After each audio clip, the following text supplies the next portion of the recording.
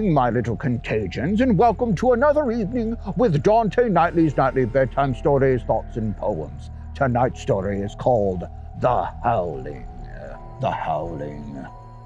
That's what will stand out most about that night in the woods. Not the screams, not the cracking and snapping of bones, not the snarling, not the growling, but the howling. Not her lover being ripped from their tent, not even when her arm was in its teeth and its massive head shaking her back and forth, but the howling. Not its massive claw smashing her head into the dirt, now turning it to bloody mud. Not the bones of her jaw snapping under its massive weight, but the howling. Not the feeling of flesh and tissue being stripped from her bones, not having her leg snapped and torn off, but the howling. Not watching her lover being gutted and eaten as his lifeless eyes stared back at her.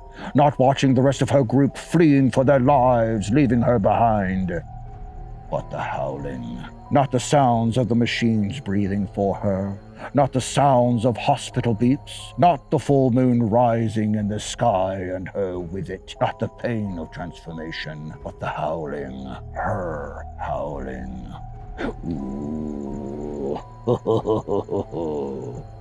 Good night, and sweet screams.